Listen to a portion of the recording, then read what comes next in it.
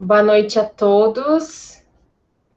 Estamos iniciando a série de lives promovida pela Consiste.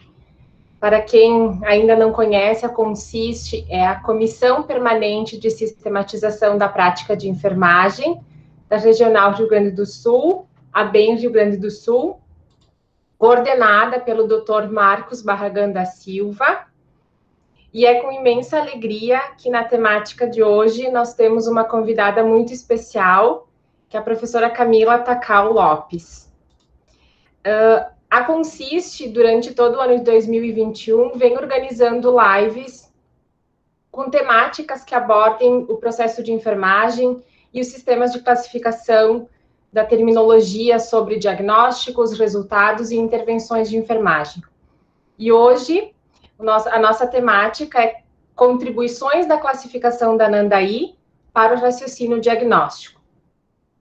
Meu nome é Thaline Bavaresco, eu sou professora adjunto da Escola de Enfermagem da Universidade Federal do Rio Grande do Sul, estou vice-coordenadora da Consiste AGS, e em nome desta comissão, eu gostaria de cumprimentar a todos os presentes, agradecer em nome da Prof. Iride, presidente da ABEM Rio Grande do Sul, o espaço e a parceria nesta live, e estendo assim os cumprimentos aos demais departamentos da nossa ABEM-AGS. Professores, enfermeiros, acadêmicos de enfermagem e entusiastas nesta temática que é o processo de enfermagem. A temática, né, ela tem uma relevância importante na nossa prática clínica, e a escolha do tema diagnóstico de enfermagem vem para auxiliar o raciocínio do enfermeiro na escolha, né, da sua sistematização dos seus cuidados de forma mais adequada, tendo por base um sistema de classificação. Como eu mencionei antes, a nossa palestrante da noite, então, professora Camila.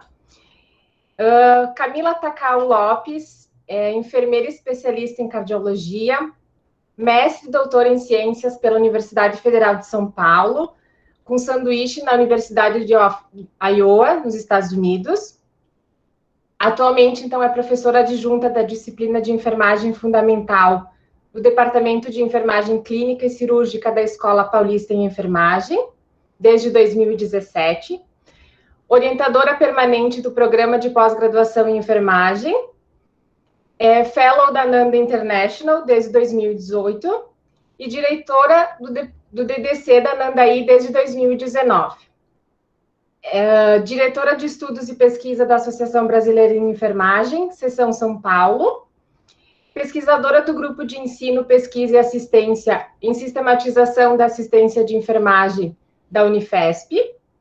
Membro fundadora da REP, que é a Rede de Pesquisa em Processo de Enfermagem, e membro de diversos grupos de trabalho em processo de enfermagem e na área da cardiologia. Camila, agradeço, assim, de antemão a sua disponibilidade e o seu tempo em estar conosco nessa noite tão singular e pela sua expertise, sua prática e toda a sua trajetória na temática escolhida para esta noite. Gostaria de passar alguns recados aos nossos participantes, que se puderem colocar no chat as suas credenciais para que a gente possa identificá-los e reconhecermos quem está participando da live, especialmente porque a professora Camila irá fazer uma live mais interativa, então a participação de todos será fundamental no decorrer dessa apresentação. Prof. Camila, com você a palavra. Oi, pessoal, boa noite. Tá dando para me ouvir bem, Thaline? Sim, perfeito, Camila. Ai, que bom.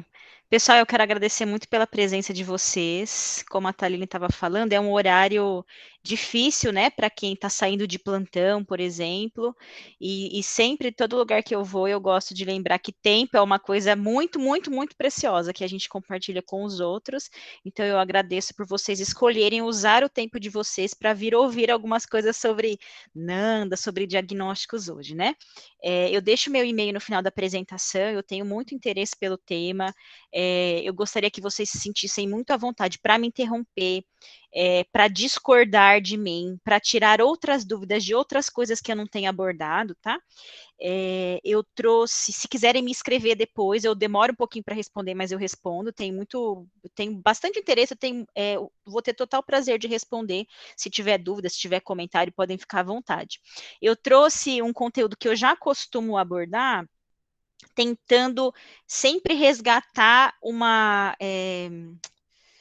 um apontamento para o raciocínio clínico, né? Enfatizar coisas que talvez eu não enfatize habitualmente quando eu vou falar, explicar ou descrever, enfim, conversar sobre os diagnósticos de enfermagem da Nanda, tá? Eu tento fazer alguns momentos de interação, então eu vou pedir bastante participação de vocês, tá? Como eu não consigo vê-los a partir do momento que eu for ali para a apresentação, se quiserem ligar o microfone, podem ficar à vontade, tá? Vamos lá, então. O nosso enfoque vai ser raciocínio diagnóstico com a Nanda, pode contribuir para tudo isso que a gente faz no dia a dia, para que isso seja feito com acurácia, né?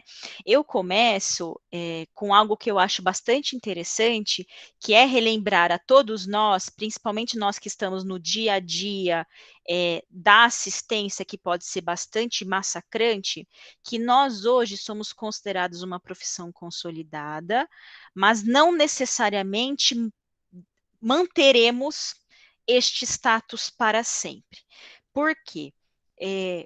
Para ser consolidada, uma profissão, qualquer que seja ela, seja a enfermagem ou qualquer outra consolidada, ela tem que ter algumas características, que são as características que a gente tem hoje e que podemos perder. Uma das características é uma formação educativa de alto nível. Nós que somos educadores, sabemos que nós corremos o risco hoje de perder, e em alguns locais já estamos perdendo essa formação educativa de alto nível, porque tem uma lógica mercadológica bem grande por trás, né? Temos constante busca por autonomia, nós também sabemos que frequentemente a gente está tão massacrado pela falta de sistematização lá na prática clínica, pela falta de pessoal em quantidade e qualidade adequadas, por falta de instrumentos e equipamentos, por falta de protocolos assistenciais que nos permitam implementar o que a gente planejou com qualidade, que a gente se sente tão massacrado mesmo, que a gente começa, o fisioterapeuta vai fazer isso aqui, ele vai tirar o paciente do leito, colocar o paciente do leito de volta, ele que vai fazer a mobilização, ele que vai querer fazer o curativo da lesão por pressão agora, ele que vai fazer mudança de decúbito para prevenir lesão por pressão, ótimo, porque assim eu tenho menos coisa para fazer na prática clínica.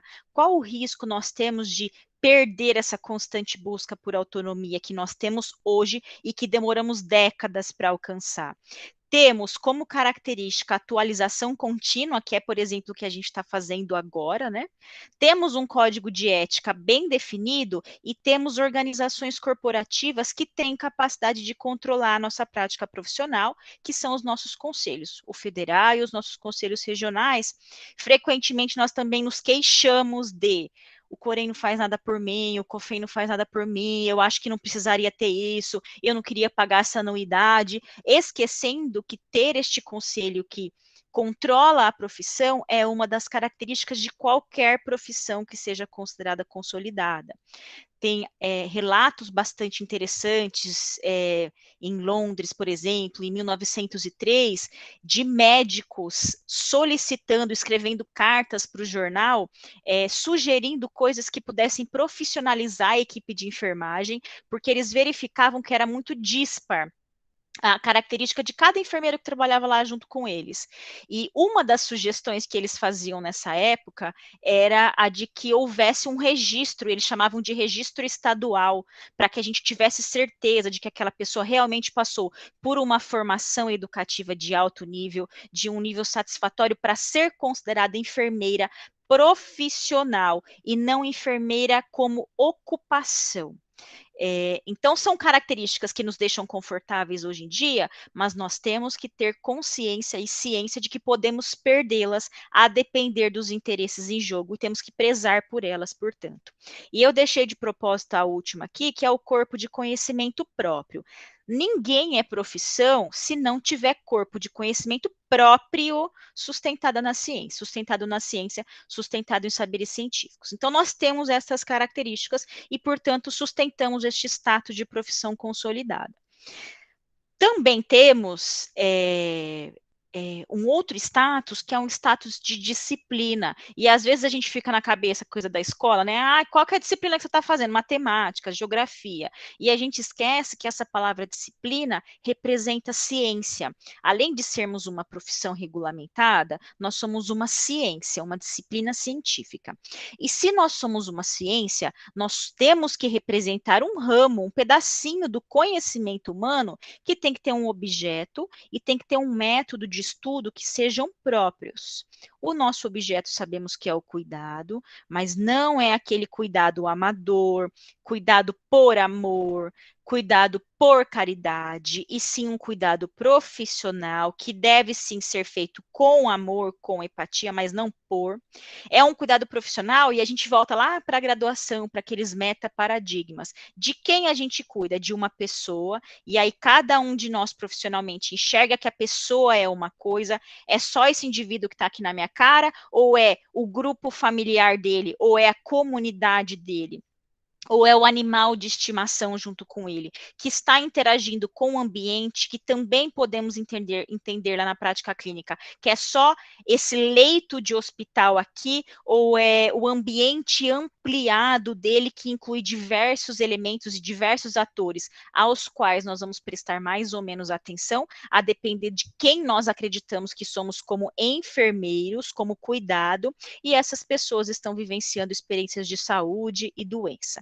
A saúde também, nós, dependendo do estilo que nós temos, da personalidade que nós temos, da formação que nós temos, da experiência que nós temos, nós acreditamos que a saúde é determinada coisa. Alguns podem acreditar que é simplesmente a ausência de doença, que é simplesmente a redução da febre que trouxe a internação, e outros podem entender de outra forma. É assim que a gente aplica no dia a dia aquelas coisas bem teóricas que a gente aprendeu lá na faculdade, né? Então, nós temos um objeto, sabemos que nós temos, cumprimos lá um critério de ser ciência. Um outro critério que nós precisamos cumprir é que nós precisamos ter um método próprio. E o nosso método, todo mundo sabe que é o processo de enfermagem. Por meio deste método, por meio deste instrumento metodológico, é que nós tentamos alcançar e abordar este objeto que é o cuidado. Então tá, nós somos profissão e nós somos ciências, nós somos bem legais, bem interessantes, temos este status, e se nós somos ciência, se nós somos uma disciplina científica, nós estamos aqui, ó, inegavelmente num contexto interdisciplinar, nós estamos com a disciplina científica aqui dentro, ó. Porém, se nós somos uma disciplina no contexto inter, eu estou sentada na mesa da interdisciplinaridade com essa disciplina científica aqui, com essa outra aqui, com essa outra aqui, e eu que sou da disciplina científica e enfermagem, estou sentada aqui. Como podemos observar nessa mesa, cada um trouxe um prato, cada um trouxe o seu corpo de conhecimento, cada um trouxe uma abordagem para o seu fenômeno de interesse. Então, eu vou perguntar para vocês agora, vou pedir para vocês entrarem lá num site que é www.mente, eu fiz uma flecha bem em cima, né, gente? Mente.com, com i, e eu vou pedir para vocês digitarem esse código aqui, ó, 4888553. Se alguém puder só copiar e colocar no chat para eu poder sair dessa tela, eu agradeço. Que agora eu vou lá para a gente ver o que vocês vão responder. O que vocês acham que a nossa disciplina científica, a enfermagem, traz para essa mesa da interdisciplinaridade, que seja o nosso corpo de conhecimento único. Deixa eu sair daqui agora e caçar outra tela, gente. Ah, eu tenho que parar de apresentar essa, né? Só um minutinho, que agora eu vou para essa. Vocês estão conseguindo ver a outra tela agora? Sim, Camila. Tá. Então eu vou pedir para vocês irem, ó, www.mente.com e usar o código que está aqui em cima. Vou até copiar o link aqui, que eu acho que dá para ir direto. Ó. Até eu Ah, coloquei. tá, ali já colocou ali, ótimo. Vamos lá. Conforme vocês forem entrando e respondendo, eu deixei espaço para vocês colocarem duas palavras, duas expressões que vocês quiserem, que vocês acreditem que represente o nosso corpo de conhecimento único, que nós trazemos para aquela mesa lá. Aquele prato que a gente trouxe para compor a mesa interdisciplinar. E não só para a gente cumprir o que as outras disciplinas científicas acham importante, não só para a gente cumprir o que elas prescrevem, não para a gente cumprir o que elas acham relevante, porque a gente não precisaria ser ciência ou disciplina, ter formação de alto nível, nós poderíamos ser uma ocupação e estaria bom o suficiente. Ó, as pessoas estão colocando raciocínio, conhecimento, ciência, cuidado de enfermagem, cuidado, tomada de decisão, técnica. Deixa eu escrever algumas coisas aqui que eu quero comentar. Técnica, conhecimento, raciocínio, prescrição, integral, cultura, especificidade, padronização, diálogo, reciprocidade, linguagem,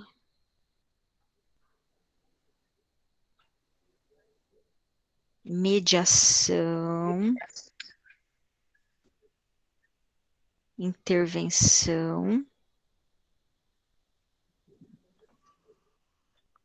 olhar holístico, acho que eu vou colocar junto com integral aqui, ciência, raciocínio clínico,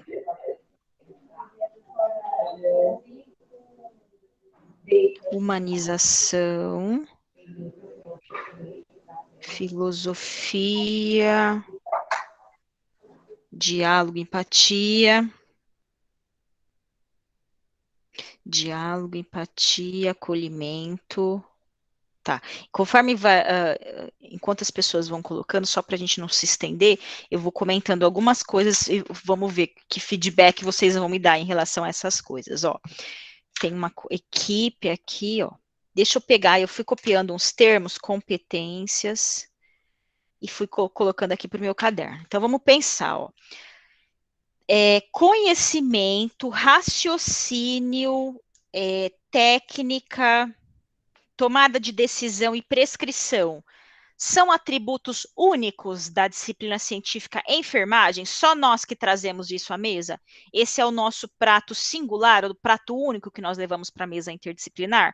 Ou outros profissionais também têm técnica, também têm conhecimento, também têm raciocínio clínico, também prescrevem, também tomam decisão? O que vocês acham?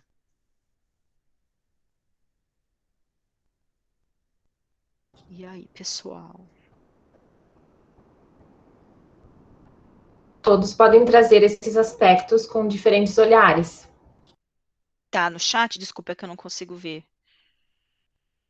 Não somos os únicos. Ah, não, acho que é a Thalia que estava respondendo, né? Cada um faz isso também quando está cuidando de uma pessoa a partir de diferentes perspectivas. Ótimos, ótimo. Aí tinha assim, ó. Intervenção, a mesma coisa, eu vou considerar. Tinha assim, ó, diálogo, empatia, acolhimento, humanização, reciprocidade.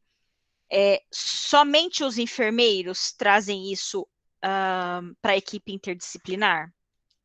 Só a gente que tem empatia, só a gente que faz acolhimento, só a gente que tem diálogo, só nós que implementamos cuidado humanizado, só nós que temos reciprocidade no cuidado, ou os outros profissionais também da equipe Inter?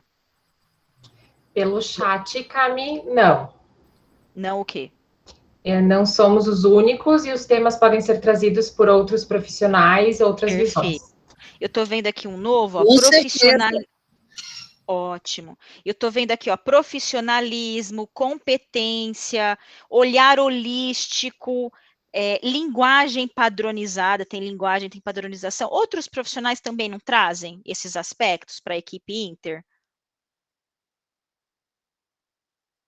Os outros profissionais também não usam linguagem padronizada, por exemplo, CID, eles também não têm competências, eles também, deixa eu ver, eles também não podem ter olhar holístico? Com certeza. A equipe multiprofissional, até assim, uma completa o olhar do outro ou confirma os seus olhares. Perfeito. Quando se trata de cuidado, e o bom da multiprofissional é porque os olhares se completam. Perfeito. É difícil, então, né, a gente falar, ó, eu estou sentada aqui, eu estou aqui no contexto interdisciplinar.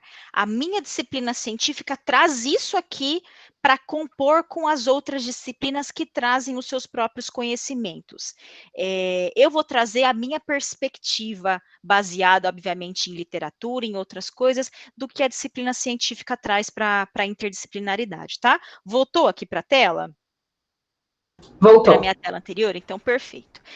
De acordo com o nosso Conselho Internacional de Enfermagem, ou Conselho Internacional de Enfermeiras, o ICN, os fenômenos com os quais nós, enfermeiros, nós da enfermagem, particularmente nos preocupamos, os fenômenos pelos quais nós particularmente temos interesse, são essas coisas aqui, ó, que são chamadas respostas, do indivíduo, da família, dos grupos, das comunidades, e estas respostas ocorrem em relação a problemas de saúde que são reais, que estão acontecendo agora, ou que podem vir a acontecer, ou seja, representando situações de risco.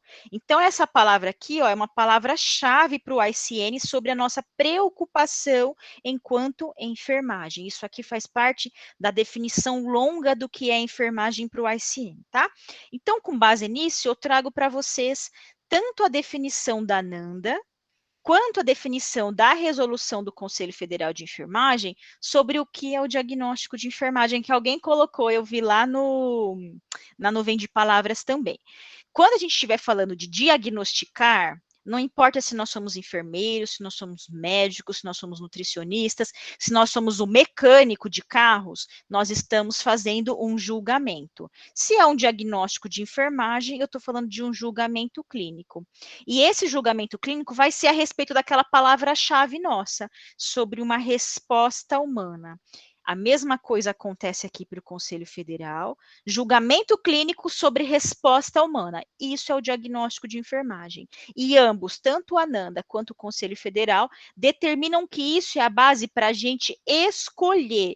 Se é escolha, envolve tomada de decisão. Isto, o julgamento clínico sobre a resposta humana, é a base para a gente escolher as intervenções. A Thali trouxe um pouco para a gente também agora no começo. Ou seja, se a NANDA e o Conselho Federal determinam que o diagnóstico de enfermagem é a resposta humana, e o ICN acabou de falar aqui para a gente que o nosso fenômeno de especial preocupação é a resposta humana a problemas de saúde reais ou potenciais, a gente pode chegar a esta conclusão de que, opa, desculpa, coloquei 2 vezes aqui, de que os diagnósticos de enfermagem, eles são a representação, eles representam aquilo que nós trazemos para o contexto interdisciplinar. Eles dão nome para o resultado do que nós julgamos lá na prática clínica, do que nós vamos contribuir em termos de tomada de decisão quando a gente se sentar ali naquela mesa para compor com os outros profissionais e cumprir a função da equipe interdisciplinar, que é potencializar os desfechos de saúde da pessoa. senão a gente precisaria trabalhar de forma inter, cada um ficaria no seu quadradinho, se não fosse para juntar, para potencializar. Então, o julgamento a respeito das respostas humanas, ou seja, os diagnósticos de enfermagem, são aquilo que nós trazemos à mesa interdisciplinar.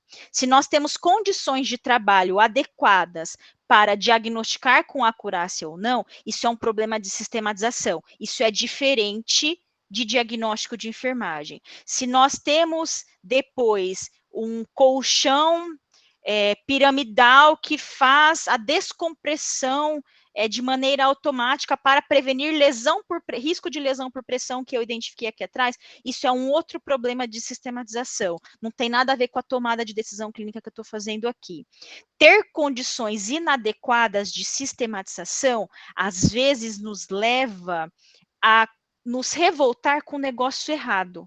A gente começa a falar, ai, nossa, gente, um tanto de coisa que eu tenho para fazer, ainda tem que ficar atrás desse diagnóstico da Nanda, ainda tem que ficar atrás dessa NIC, ainda tem que ficar atrás dessa NOC, tem que ficar atrás dessa CIP, tem que ficar escrevendo esse monte de coisa. Não, é o contrário. Eu deveria estar na prática clínica diagnosticando com acurácia, eu deveria estar na prática clínica tomando a decisão terapêutica a respeito daquele diagnóstico, para tratá-lo da melhor maneira, obter os melhores desfechos, mas eu não tenho condições de trabalho sistematizadas para fazê-lo. Então, o problema está aqui na sistematização, e não no fato de nós termos, dentro da nossa disciplina científica, algo que nos coloca no status de ciência. Então, a gente precisa pensar nisso e se concentrar. Qual é o problema de verdade, tá? Tudo bem com isso, gente? Podemos prosseguir? Pode sim, cara. Tudo bem? Então, vamos lá. Trago uma novidade muito ótima para vocês, para a gente começar a abordar o próximo assunto, que é o da minha... Eu, por acaso, gente, tenho uma farmacêutica. E na minha farmacêutica, nós produzimos um medicamento chamado X. E eu quero dizer para vocês que ele é eficaz para curar Covid, tá? Como eu sei? Eu sei porque eu peguei aqui, ó, 3.000, gente, pacientes com Covid. Eu sorteei os 1.500 para receber o meu medicamento X e 1.500 para receber o medicamento Y, que é um outro que já é usado aí. No final do acompanhamento de 30 dias, 98% dos pacientes no braço X estavam curados, enquanto aqui, depois de 30 dias de acompanhamento, só 25% estavam curados. Os pacientes não sabiam qual medicamento eles tinham recebido, e eu, que sou pesquisadora, não sabia que medicamento eu dei para eles, os comprimidos eram iguaizinhos, tá? O estudo foi duplo cego, é o tipo de estudo que tem mais poder de demonstrar que uma intervenção é eficaz. Com base nisso aqui, eu vou perguntar para vocês, querem me fazer alguma questão, ou já posso fazer a lista de quem quer comprar o medicamento X que custa R$15 e dá para tratar durante 30 dias, gente?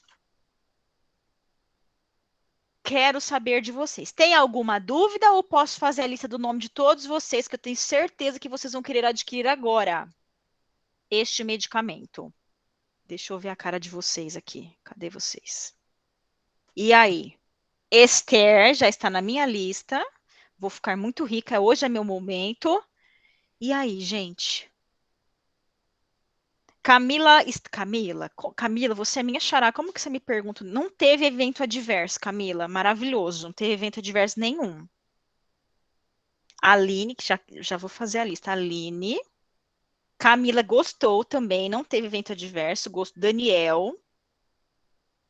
E aí, quem mais? Mas ninguém, gente.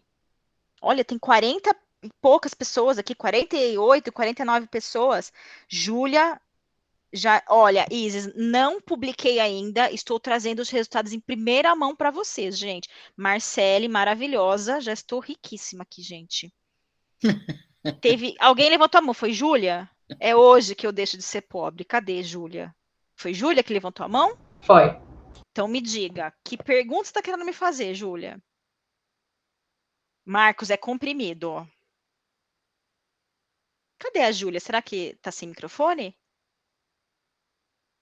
Ou talvez foi sem querer, será, Julia? Ah, será que foi sem querer? Pode ser. Gente, ninguém quer me perguntar nada? Já posso trazer o estoque inteiro aqui? do meu laboratório, Cássia, a Anvisa logo vai ter que aprovar, porque com base num estudo desse, por que a Anvisa não aprovaria, gente?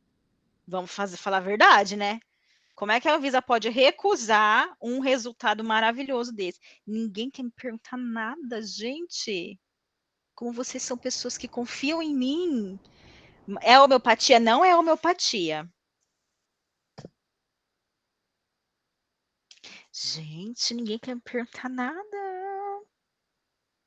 Se vocês não quiserem me perguntar nada, eu vou dar um dado a mais aqui para vocês. Que eu falo muito, eu estou preocupada com o tempo.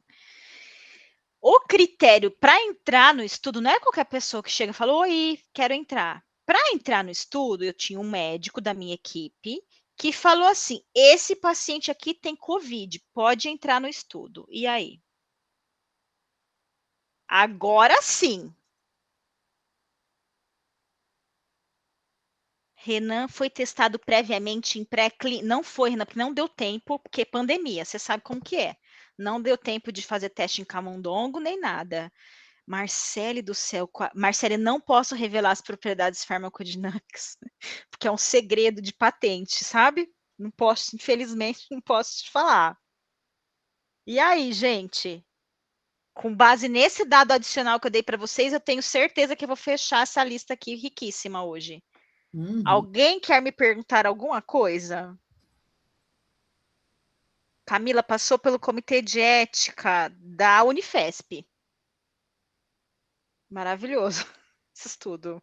Muito bom. Conep, tá todo mundo sabendo. E aí? Não querem me perguntar nada, gente. Qualquer paciente com Covid, sintomas, sinais, todos. Olha, o médico falou que tá com Covid. Como é que eu vou falar que não tá? Não é, não tá certo, gente? Ele falou que tá porque a pessoa tá, certo? Não, Isis, não tem nome ainda, tá? Estamos discutindo lá na diretoria o nome ainda. Ricardo, gente. Vamos marcar esse Ricardo. Ricardo Costa não gosta de mim. Ricardo Costa não foi com a minha cara. Ricardo está me perguntando como que foi esse. Ricardo, como você tem coragem? Se tem um médico que te falou que a pessoa tem Covid, você está perguntando que critério que ele usou, abusado você, né? Você é um pouco ousado, eu achei. Você não está confiando no diagnóstico dele, sendo que ele é o profissional legalmente habilitado, tecnicamente habilitado a fazer o diagnóstico. Eu te falo nesse momento no que ele se baseou. Chegou o paciente, tinha coriza, que nós sabemos que é sintoma de Covid, sinal de Covid, e tinha mancha vermelha na pele, que também é sinal de Covid. Obviamente, eles tinham Covid, entraram no estudo. E aí? Esse William. Marcos está perguntando se tem cloroquina. Claro que não. Que a Cássia já veio com o negócio de critério de elegibilidade. Gente, que absurdo. O negócio tá indo para meu negócio, tá meu business não tá indo bem. Gente, ó, com base nos critérios desses, e aí? Quem quer comprar meu medicamento? Tatiana, que PCR, Tatiana? Não, Tatiana, você não acabou de ver que tá com coriza, mancha vermelha na pele, o médico falou que tá com Covid, e você vai querer negócio de PCR? O que é isso? Tem necessidade, gente? Camila, gente, Camila já risquei. Tatiana, que absurdo. Renan, achei que fosse meu amigo, gente. William já veio com o negócio de adequação dos pacientes. Gente, que absurdo. Daniela já. Nem tinha entrado, Daniela já saiu fora, ó. Menina, Ricardo querendo esperar mais. Esse Ricardo foi o precursor de tudo isso, gente. Tá na minha mente, você viu, Ricardo? Sem teste para Covid, não compraria. Isis não compraria, vou esperar a versão em adesivo. Gente, vamos lá. Vocês estão querendo me dizer que vocês levam Covid tão a sério que vocês querem saber os critérios diagnósticos que foram usados antes de confiar na eficácia do medicamento? É isso mesmo que eu estou ouvindo? É isso, gente?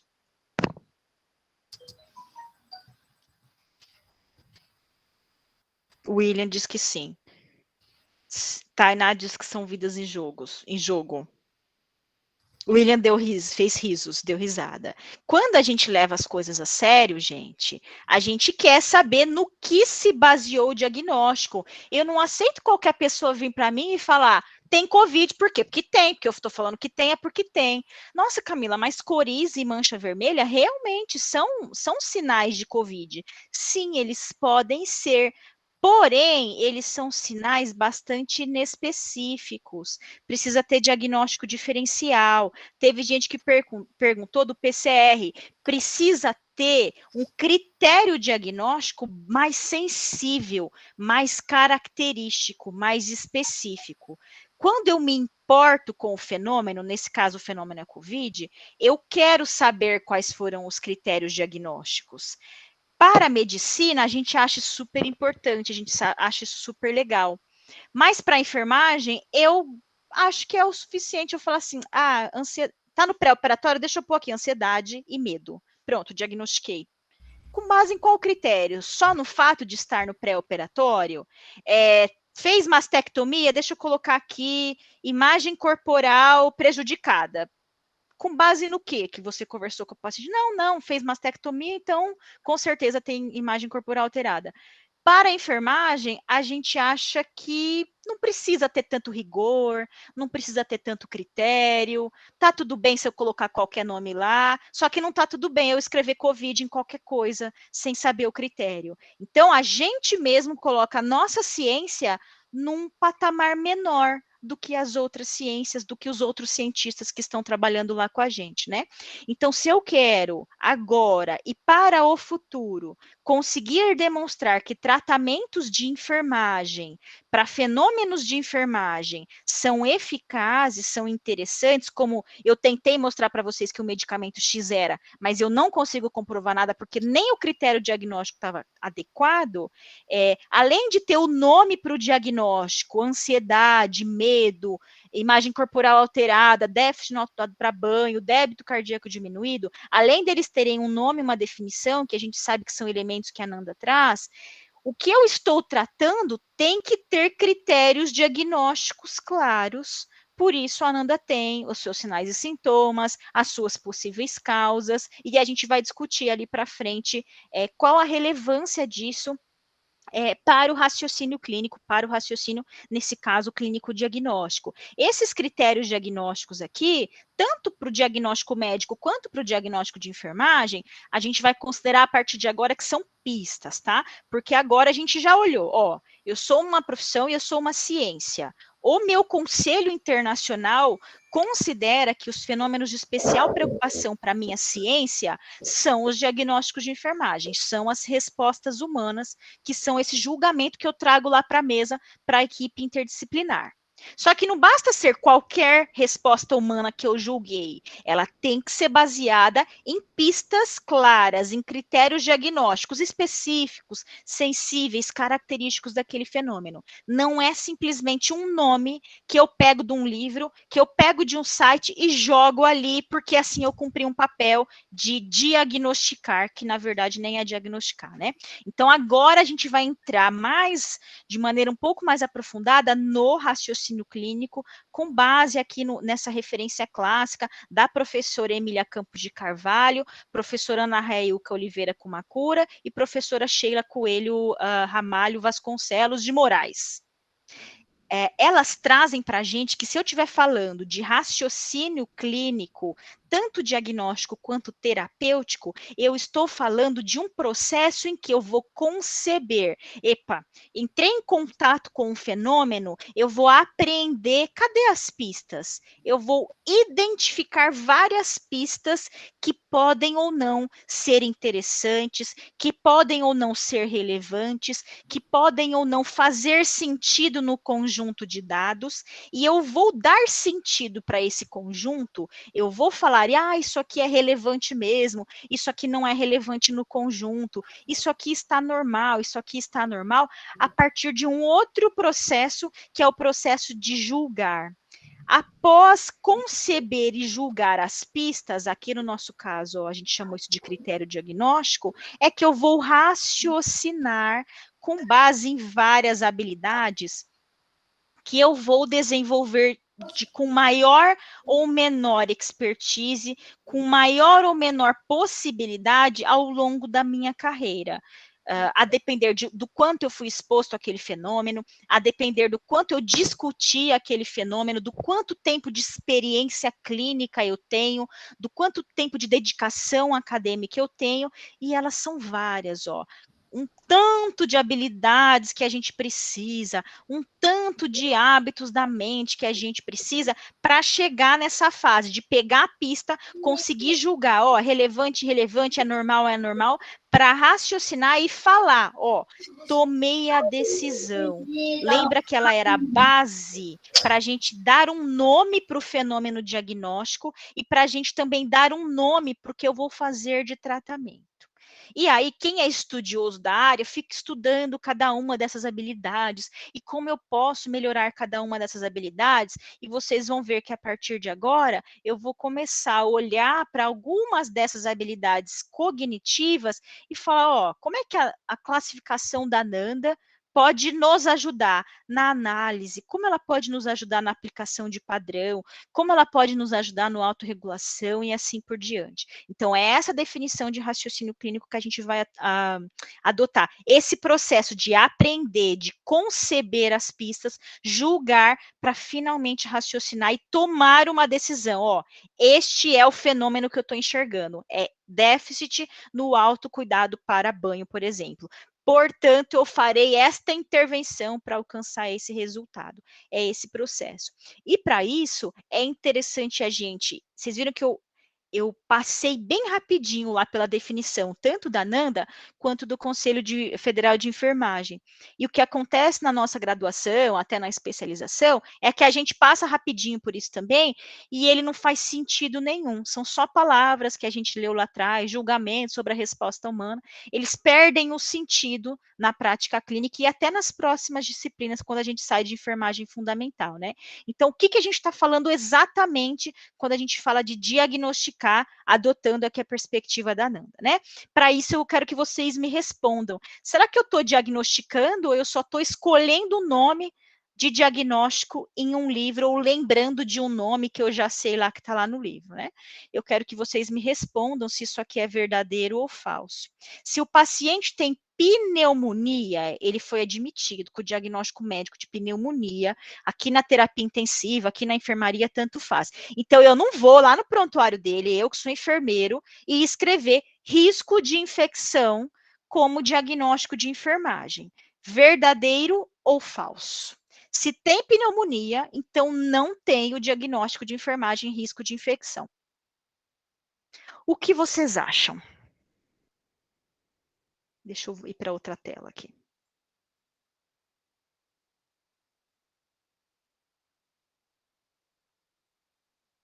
Fernando, o Fernando está perguntando do autor em relação às habilidades de pensamento crítico. Thali, depois eu te passo a referência, você consegue mandar? Compartilho, sim. Tá bom, tá bom. E aí, gente, o que vocês me dizem? É verdadeiro ou é falso isso aqui que eu coloquei para vocês? Se tem pneumonia, não vai ter diagnóstico de enfermagem e risco de infecção. Afinal de contas, o médico já identificou uma infecção. Verdadeiro ou falso? Gente do céu, que absurdo. As pessoas nem me conhecem e ficam me chamando de falsa. Gente, Renan, achei que você fosse meu amigo. Saskia, achei que você fosse minha amiga. Gente, credo. Esse Ricardo já acabou com o meu medicamento X e ainda me chamou de FAO. Professora Amália, que vergonha, me chamando de FAO. Gente, chocada com vocês. Todo mundo está querendo me dizer que isso é falso. Por quê? Renan colocar até o motivo aqui. Porque o diagnóstico de enfermagem não se baseia em um dado do paciente, que é o dado que eu estou colocando aqui para vocês, que é pneumonia. Ele tem pneumonia? Ótimo, vou administrar os antibióticos com qualidade, com técnica séptica, no horário certo, na dosagem correta, mantendo observância em relação ao acesso venoso, perfeito. Estou tratando a pneumonia que foi diagnosticada pelo profissional legalmente habilitado e tecnicamente também, perfeito. Além de tratar a pneumonia, eu posso olhar para o paciente e verificar que ele tem desnutrição, posso verificar que ele tem diferentes dispositivos invasivos, catéter vesical, catéter venoso central ou periférico, tubo orotraqueal, enfim. Se na coleta de dados individualizada eu aprendi os dados, concebi os dados e julguei que eles podem consistir em risco aumentado de ser exposto a patógenos ambientais, eu identifiquei risco de infecção com base nos fatores de risco deste paciente individualmente. Tem pneumonia? Já tem uma infecção? Tem, está sendo tratada com antibiótico, com mobilização, com fisioterapia respiratória, com posicionamento no leito, perfeito. Além disso, eu vou fazer a importante tarefa de julgar que tem vários fatores de risco que eu posso prevenir e com isso diminuir o tempo de hospitalização, diminuir a chance de mortalidade, impactar nos desfechos de saúde do paciente. Afinal de contas, ele não é a pneumonia. Ele é uma pessoa que tem pneumonia e por acaso ele veio para esse hospital agora por conta disso e tem outras coisas acontecendo no corpo dele e na vida dele também. Então isso aqui é falso. Um outro item que agora acho que vai ficar mais fácil ainda é o paciente na UTI, ele tem uma lesão por pressão grau 2 na região sacral, então eu não vou escrever lá no prontuário dele, passar vergonha, né, gente? Risco de lesão por pressão. Verdadeiro ou falso? Já tem uma lesão por pressão, gente. Eu vou escrever lesão por pressão, não combina direito. O que vocês acham?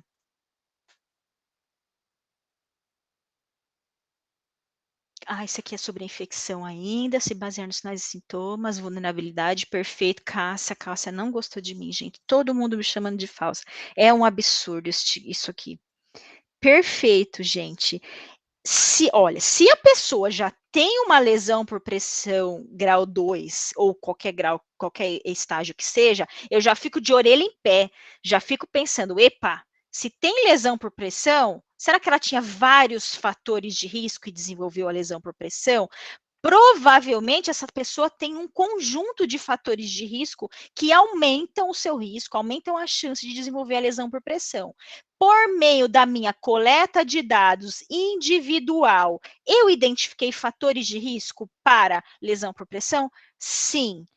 Tem proeminência óssea extremamente proeminente, tem desnutrição, tem fricção e cisalhamento, tem tá com diarreia, tem a pele úmida o tempo inteiro, tem fatores de risco? Tem. Acabei de diagnosticar risco de lesão por pressão.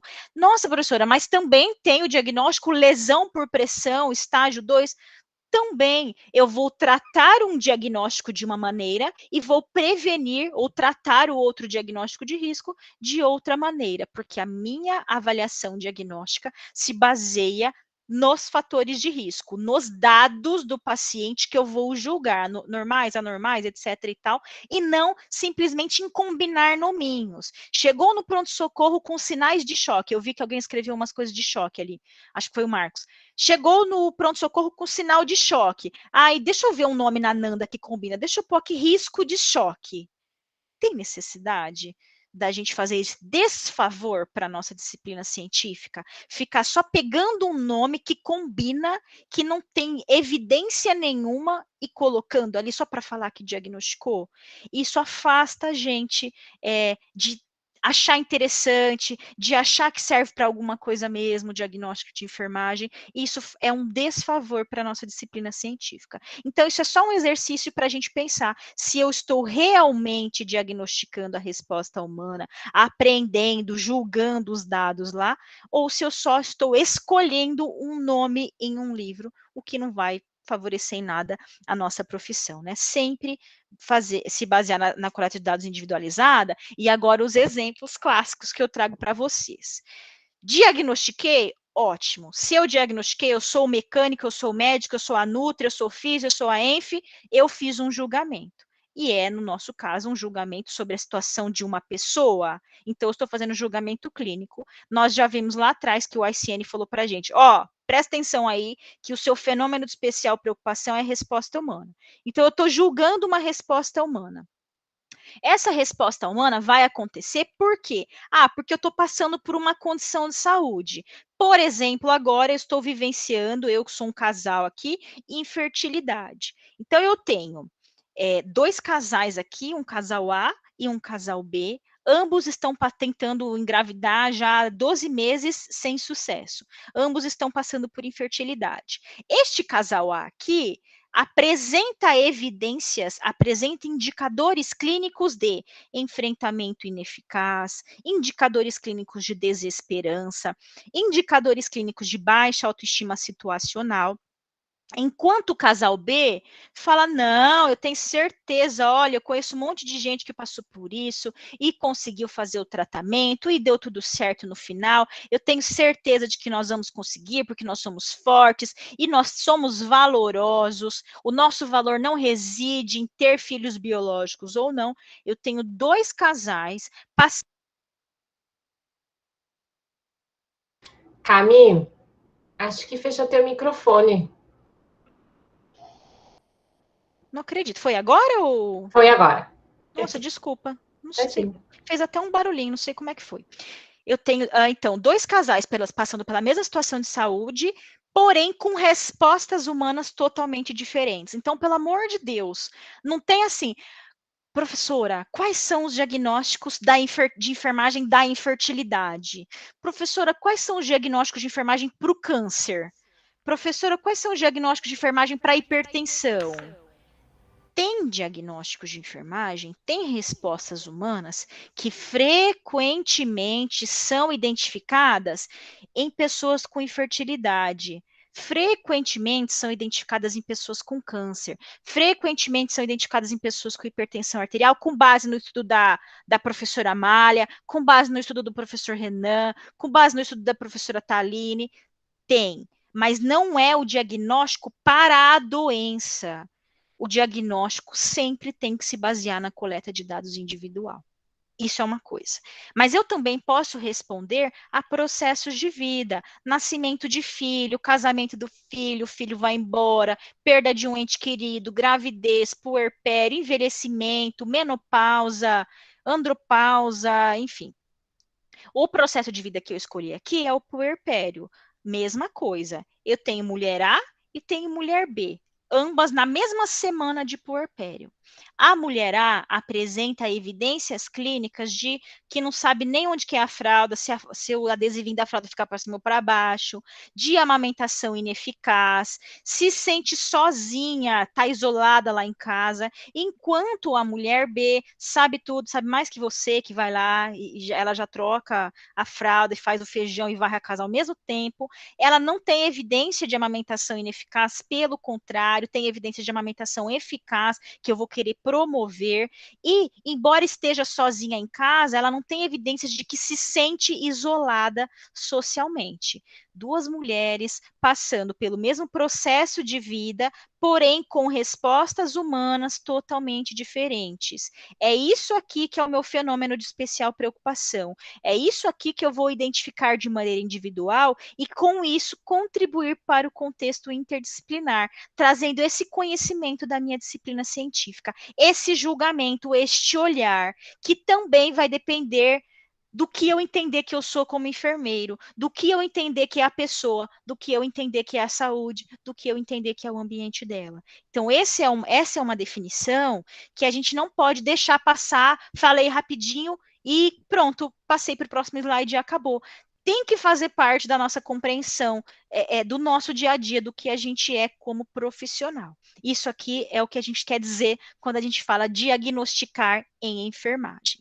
Agora, tem um caso aqui para vocês que é o contrário daquilo que eu estou falando até agora. Eu falei, 2 casais ou 2 mulheres, os 2 casais passando por infertilidade, os 2 casais passando, as 2 mulheres no puerpério, só que com respostas humanas diferentes. Agora aqui eu tenho a Maria está aqui linda, e eu tenho aqui a Joana, está aqui linda. Ambas estão convivendo com HIV/AIDS. A Maria, ela apresenta estigmatização, ela apresenta medo de rejeição. Estes são alguns fenômenos, alguns itens que ela está apresentando pelo fato de ela conviver com HIV/AIDS. Estes dois fenômenos, estes dois acontecimentos, para a Maria especificamente, são causa ou etiologia o suficiente, esse conjuntinho, para que ela comece a manifestar solidão, desamparo, para ela subestimar a capacidade de lidar com a situação. Acho que eu não vou conseguir não, ninguém me ajuda, eu estou muito sozinha. Para Maria, estes dois elementos são o suficiente para estabelecer uma cadeia etiológica e passar a apresentar estes eventos, estes sinais e sintomas, estas evidências, esses indicadores, essas pistas clínicas. Para Maria.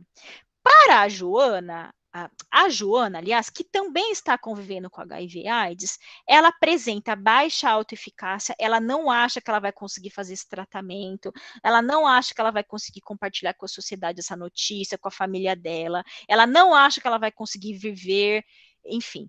Ela está passando por religiosidade prejudicada, ela também está respondendo com religiosidade prejudicada pelo fato de conviver com HIV/AIDS. Para a Joana, esse conjuntinho aqui, que é diferente do conjunto da Maria, é causa o suficiente para ela começar a apresentar esses indicadores clínicos. Ela fala que ela não tem propósito na vida, ela apresenta sintomas depressivos, muito desânimo, não quer sair da cama, e ela também está subestimando sua capacidade de lidar com a situação.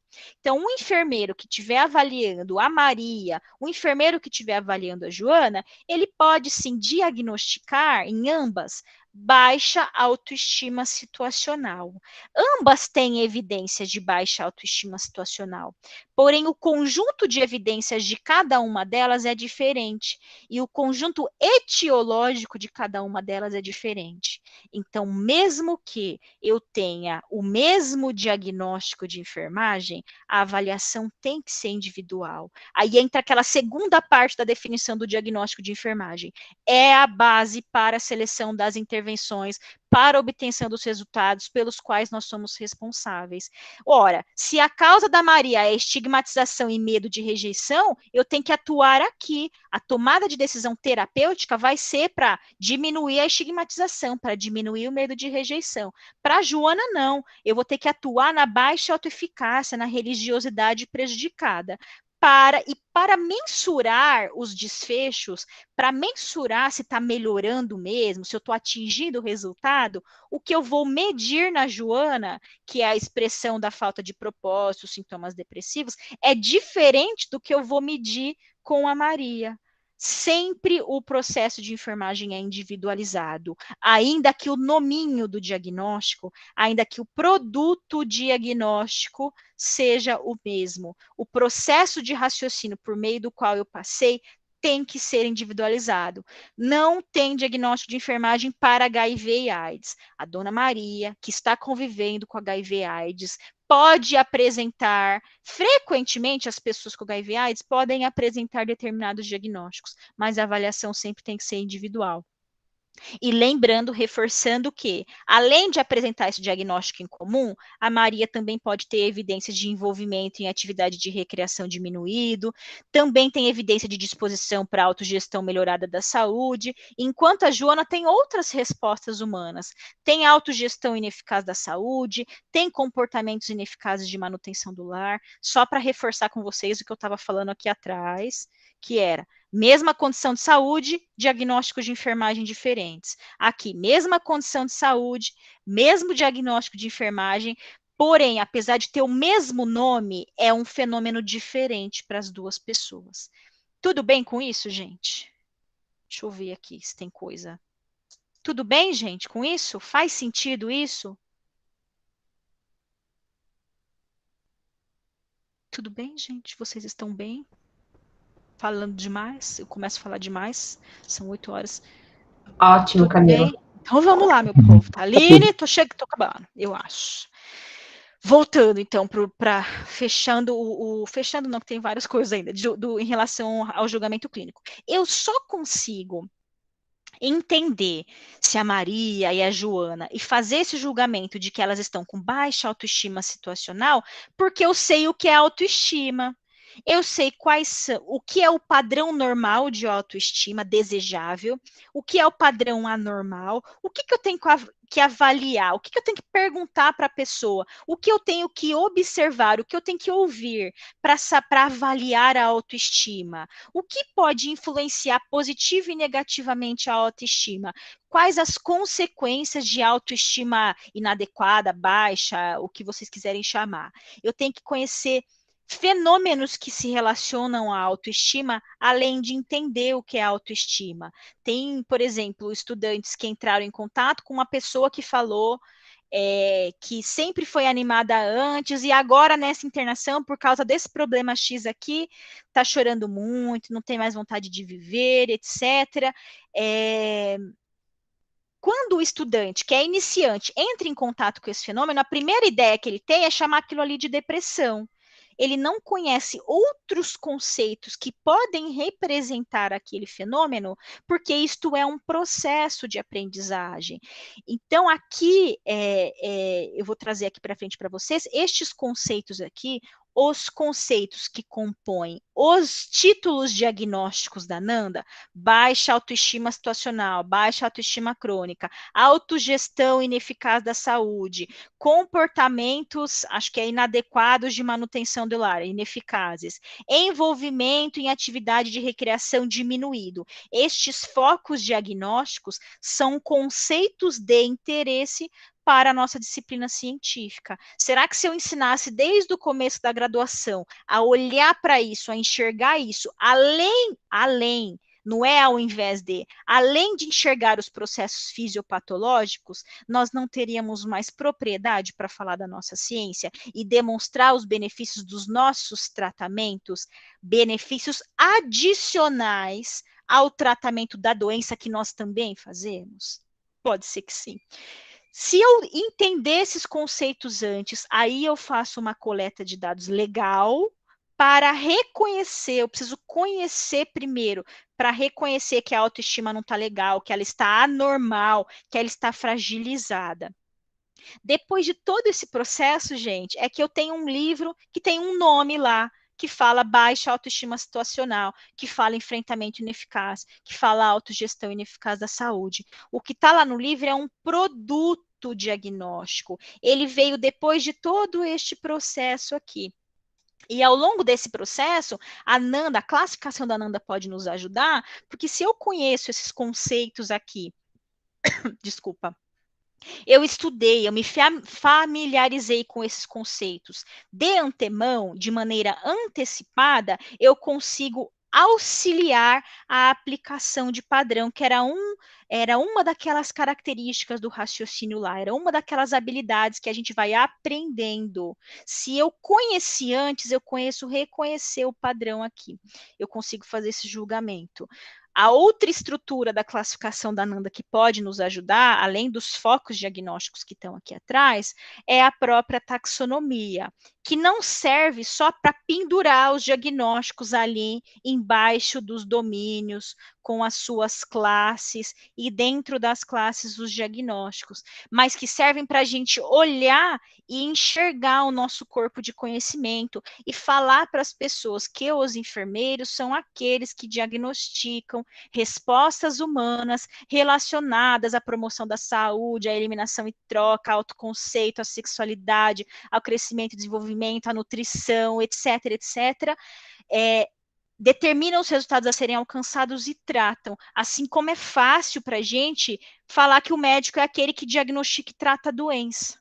É legal para a gente conseguir abstrair num nível mais alto, como a gente abstrai para a profissão médica, diagnostica e trata a doença, a gente abstrair que nós somos aqueles que diagnosticamos e tratamos as respostas humanas.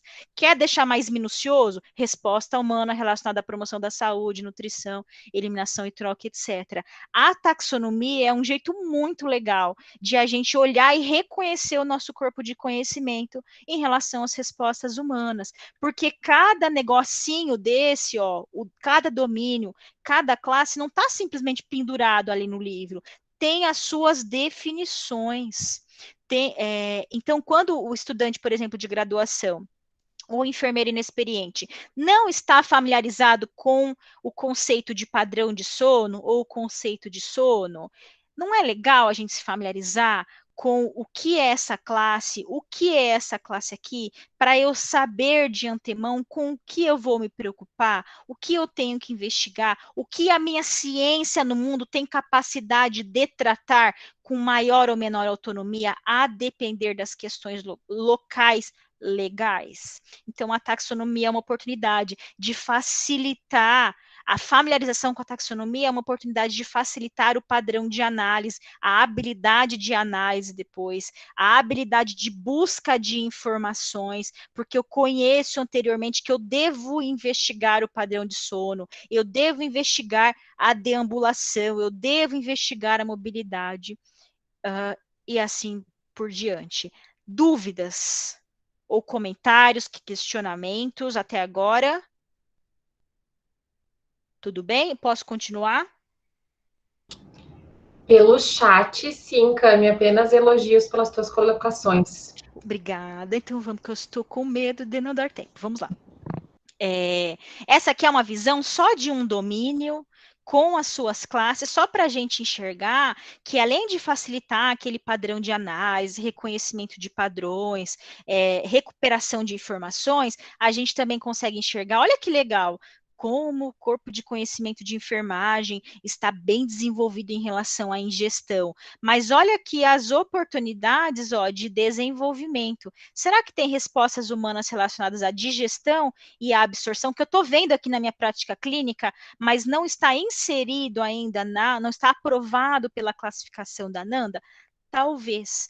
E todos os enfermeiros do mundo inteiro são bem-vindos para submeter as suas ideias, os fenômenos que estão identificando na prática clínica. A gente tem aqui a professora Amália, que é autora, junto com o seu grupo de pesquisa, de diferentes diagnósticos de enfermagem, tanto aqui na 18, na 15, 17, vocês vão ver na 21, 23, fazendo parte de um grande corpo de pesquisadores brasileiros que submete e tem seus diagnósticos aprovados aqui e inseridos na classificação, contribuindo para demonstrar ainda mais para o mundo inteiro como corpo de conhecimento de enfermagem, a nossa contribuição para a equipe interdisciplinar é grande e a gente vai descobrindo, redescobrindo, revisando a cada dia, né? Entendam a taxonomia como um gaveteiro, em que quando eu quero organizar as coisas, que eu quero ser pessoa organizada, eu vou lá e pego o meu arquivo daqueles alunos de iniciação científica, que a gente pode considerar os diagnósticos, e eu coloco esses arquivinhos dentro de pastas, que antes a gente fazia no papel aqui, agora a gente faz dentro do computador. Aí lá dentro da pasta, alunos de iniciação científica, eu tenho as gavetas, que pode ser uma pasta maior que é a graduação, e dentro da gaveta, que é a pasta graduação, eu tenho o gaveteiro grande, que é o desktop, por exemplo.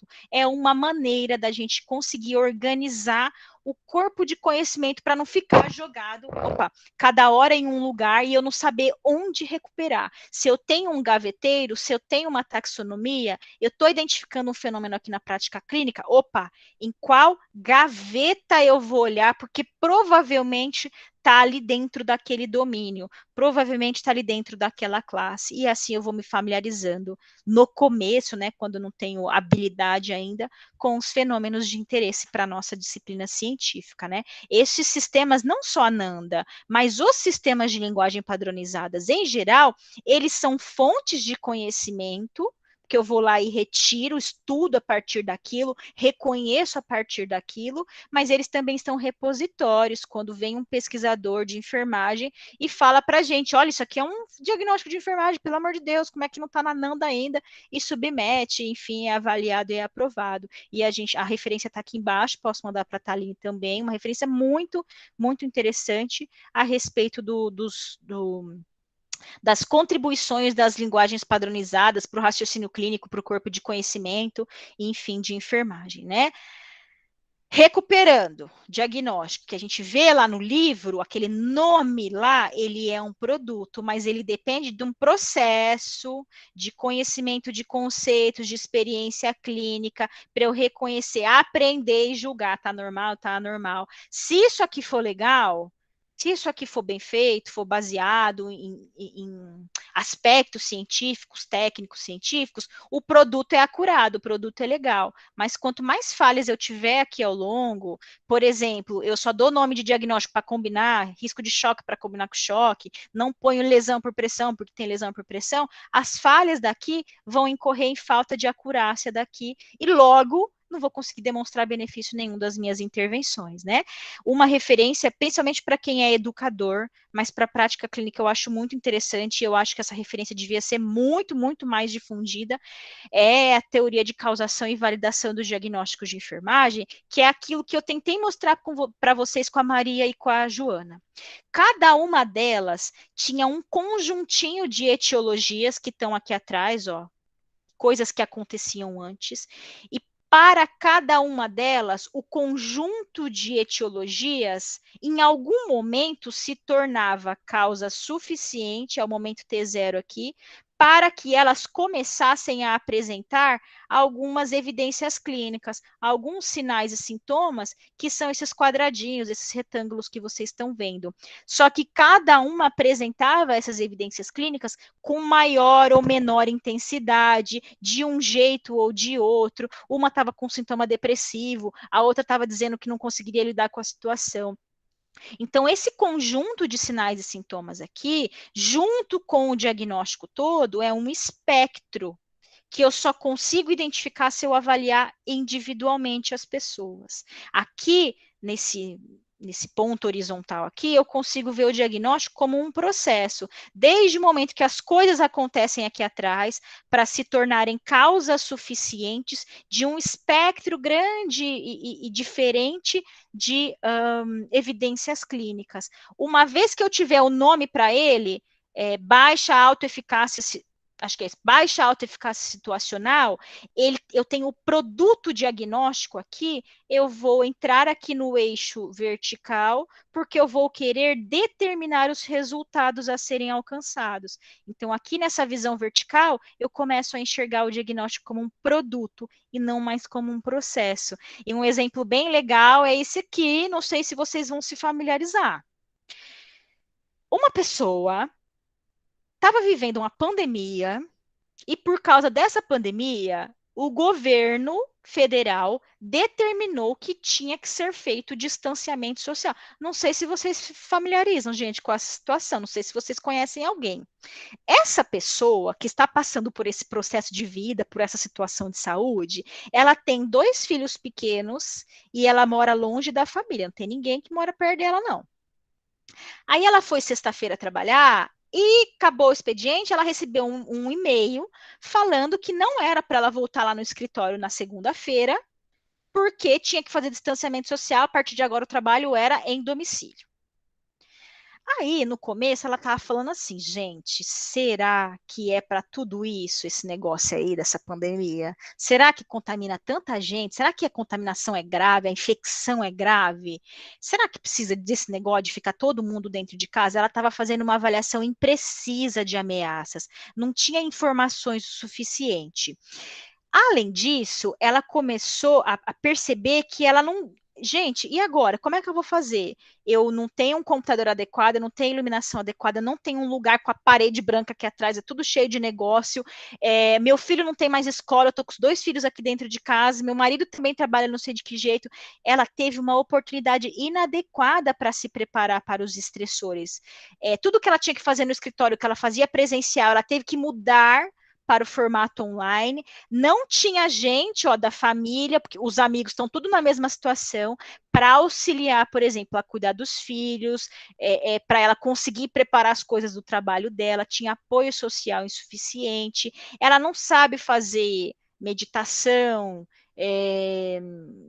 ler um livro de literatura, enfim, quaisquer coisas que sirvam para aliviar a tensão, ela tem estratégias ineficazes para aliviar a tensão, até que finalmente ela sente que ela não tem controle sobre nada. Ela tem essa sensação de controle insuficiente. Esta pessoa aqui, com esses fenômenos acontecendo, para ela, esse conjunto é causa suficiente para ela não dormir bem, começou a não dormir bem, fica acordando várias vezes à noite, ela quer falar uma palavra no trabalho, na reunião do trabalho, ela não lembra a palavra que ela queria falar, não tem um negócio para resolver, não consegue resolver, não consegue nem lembrar que tem que resolver, começa a usar álcool, começa a fumar, tem que entregar um relatório para a semana que vem, mas ao invés de fazer o negócio da semana que vem, ela faz o negócio do mês que vem, não tem um comportamento voltado para metas, começa a ser irônica com as pessoas, passivo-agressiva, enfim, tem esse comportamento destrutivo em relação aos outros. Este conjunto daqui de trás são aqueles fatores antecedentes lá do modelo de causação e validação, enquanto esses fatores aqui são as evidências. Depois que a gente identificou, passou por todo esse processo, é que eu vou identificar ou nomear o produto diagnóstico. Eu vou dar um nome que a gente pode escolher o que a gente quiser. A Nanda chama isso aqui, deixa eu ver se eu pus aqui para frente, chama isso aqui de enfrentamento ineficaz. Esse é o nome do produto diagnóstico que a Nanda escolheu dar. A gente pode entender ele de diferentes maneiras. E aí apareceram vários olhinhos aqui, deixa eu tirar, porque eu que sou enfermeiro, poderia ter encontrado a pessoa aqui, ó, neste momento, em que ela apresenta só esses 3 fenômenos. Olha, se eu tivesse auxiliado o tratamento dela nesse momento, talvez ela não tivesse evoluído para os outros 2 fenômenos. Eu posso ter encontrado uma outra pessoa que tem estes 5 fenômenos aqui acontecendo. Se eu tivesse tratado aqui, talvez ela não tivesse evoluído para os indicadores clínicos. Mas eu também posso identificar, encontrar uma pessoa quando ela está aqui, ó, só com alteração do padrão de sono. Se eu tivesse tratado esse conjunto aqui de etiologias, talvez ela não começasse a apresentar tudo isso aqui de sinais e sintomas, mas também posso encontrar uma pessoa em um outro espectro do diagnóstico, com outro nível de gravidade do diagnóstico. Cada uma dessas pessoas vai requerer um conjunto de uma escolha de intervenções que vai diferir uns dos outros. E essas 2 pessoas aqui, ó, que já têm sinais clínicos, já têm características definidoras, elas vão requerer mensuração de diferentes resultados, de diferentes metas a serem alcançadas, já que os indicadores clínicos delas são diferentes. Então, nesse sentido de diagnóstico como um processo para finalmente eu nomear o produto, ter essas coisinhas, esses elementos diagnósticos da Nanda é bastante interessante, porque se eu não estou familiarizado com o fenômeno, se eu não sei avaliar enfrentamento, olha, eu vou começar conhecendo a definição do que é enfrentamento. Além disso, eu vou começar a estudar aqui quais são as consequências para uma pessoa que tem enfrentamento ineficaz? Como ela me mostra isso? Quais são os sinais e sintomas? Eu vou começar a investigar aqui, para saber que quando eu for coletar os dados, eu preciso prestar atenção nisso. Quais são as possíveis causas do enfrentamento ineficaz? Eu vou conhecer aqui, ó, para quando eu estiver em contato com a pessoa, uma pessoa que está nessa situação clínica aqui, ó, que eu não posso modificar. Eu não posso modificar o fato de que existe pandemia, eu não posso modificar o fato de que o governo determinou distanciamento social, eu não posso modificar o fato de que a pessoa tem 2 filhos, eu não posso modificar o fato de que ela mora longe da família. Eu preciso saber estes fatos, estas características sociodemográficas e de eventos que estão acontecendo com essa pessoa, porque isso me auxilia no raciocínio clínico. Se eu for cuidar de uma pessoa nessa situação aqui, eu já penso, epa, preciso investigar aspectos de enfrentamento. Esses aspectos sociodemográficos, esses eventos que estão acontecendo na vida da pessoa, me ajudam no raciocínio clínico, mesmo que eu não possa modificá-los. Então, a Ananda tem uns outros elementos que nos ajudam a enxergar, depois eu volto para cá, que são estes aqui, ó, desde na classificação 18-20 que entrou, que são as populações em risco e as condições associadas, que são características, por exemplo, sociodemográficas, e são, por exemplo, aqui no nosso caso, não é diagnóstico médico, era evento, ó, era uma exposição a determinados eventos ou experiências que já nos deixam com uma luzinha acesa na cabeça.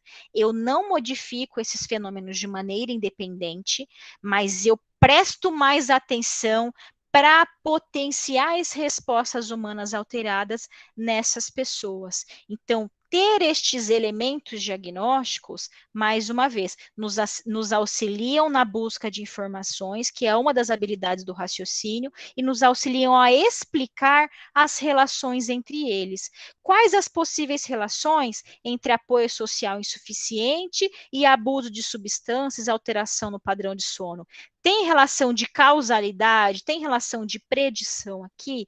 Estes indicadores clínicos da classificação nos auxiliam nestes aspectos do raciocínio clínico. E aqui eu trouxe o diagnóstico de risco só para não deixar de falar que a diferença do fator relacionado para o fator de risco é que a pessoa, todos são etiológicos, todos são fatores antecedentes, mas essa pessoa aqui, ó, ainda não apresenta evidências clínicas de constipação, tá?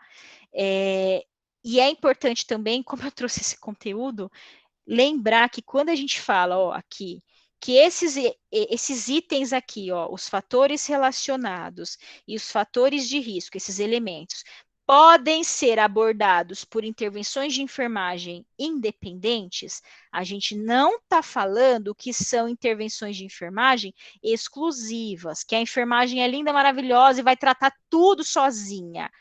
Dentro do nosso corpo científico, existe autonomia para a gente implementar a intervenção que vai colaborar para resolver aquela causa. E eu não preciso pedir permissão de outro profissional, seguir prescrição de outro profissional, pegar o protocolo que existe só aqui na minha instituição, permitindo que só eu, enfermeiro dessa instituição, faça aquilo. São intervenções que vão além do observar e comunicar, que vão além do cumprir a prescrição médica, que vão além de cumprir o protocolo institucional que só existe aqui nessa instituição. São as intervenções que fazem parte do nosso corpo científico. E, obviamente, elas vão variar a depender dos limites legais de cada país, de cada instituição, de cada estado, enfim, né? Esses elementos, então, nos ajudam no processo diagnóstico, para depois, lá no finalzinho, eu poder falar, ó, o título do diagnóstico, o resultado do meu raciocínio é isso aqui, o nome que a Ananda escolheu, caso a gente esteja utilizando a classificação da Ananda. Deixa eu só ver esse outro aqui, que é o último. Saindo um pouco só do foco do diagnóstico e indo para o processo, é importante a gente lembrar que dentro da sistematização a gente tem a organização em relação ao pessoal, em relação aos equipamentos, em relação ao instrumento, né? Em relação ao método. O método que nós usamos, de acordo com o nosso Conselho Federal, é o processo de enfermagem. Se ele é um instrumento metodológico, como outros instrumentos, ele pode ser usado de maneira inadequada. Então, desde a graduação, a gente ficou ouvindo, o processo de enfermagem garante a qualidade. Ele não garante a qualidade, ele garante se o conteúdo que a gente veicular por meio dele tiver qualidade. Se a coleta de dados for individualizada e não só um pedaço de papel que eu preencho automaticamente. Se o diagnóstico vier de um processo de pensamento, de raciocínio clínico, e não só um nome que eu escolho num livro. Assim como essa fita métrica é um instrumento que serve para medir cintura abdominal, mas ela está sendo utilizada de maneira inadequada e, portanto, não vai garantir qualidade da medida. Assim como esse esfigmomanômetro é um instrumento utilizado para aferir pressão arterial, não está sendo utilizado de maneira inadequada e, portanto, não produzirá o produto de qualidade, o produto adequado? O processo de enfermagem é a mesma coisa. A gente viu o exemplo do diagnóstico, não tem risco de infecção porque já tem infecção, não tem lesão por pressão porque já não tem risco de lesão por pressão porque já tem lesão por pressão, sem se basear em coleta de dados individualizada, né? O processo de enfermagem garante sim qualidade, desde que os conteúdos que nós veicularmos por meio dele tenham qualidade também. Para quem é educador, um modelo interessante que a gente usa para quando a gente está ensinando o raciocínio clínico, tanto diagnóstico quanto terapêutico, é o OPT, em que a gente considera a história do cliente toda no contexto e não só a queixa de entrada, por exemplo, e a partir dessa história, a gente estabelece quais são os diagnósticos de enfermagem que você está enxergando aqui. A partir deste conjunto de diagnósticos, por exemplo, esse conjunto aqui, que são todas essas bolinhas, ó, a partir desse conjunto de diagnósticos, qual é o diagnóstico-chave? Qual é o problema-chave? Para quem conhece o método, a gente sabe que é aquele que tem mais flecha saindo dele e mais flecha chegando nele. Qual é a pista-chave? Qual é o problema-chave? Para aí a gente determinar o estado presente, que é o diagnóstico da Nanda, e o estado de resultado, e fazer o julgamento, enfim. Até dentro deste pensamento do modelo APT ou do processo de enfermagem tradicional, usar os diagnósticos da Nanda facilita o raciocínio clínico, porque se eu tenho a história no contexto aqui, a partir da história, eu tenho os vários diagnósticos de enfermagem. Depois de fazer a rede de raciocínio clínico, eu tenho o problema-chave que eu vou transportar para cá, que é o estado atual. O fato de eu ter aqueles indicadores clínicos descritos na Nanda facilita que eu escolha o teste aqui. Quais indicadores da NOC eu tenho que mensurar, porque eles vão espelhar os sinais e sintomas, os indicadores clínicos que estavam lá na Nanda. E se eu sei onde eu quero chegar, isso facilita que eu tome a decisão, por exemplo, sobre qual intervenção da NIC que eu vou querer implementar. Muito obrigada pela atenção de vocês e estou disponível para as dúvidas.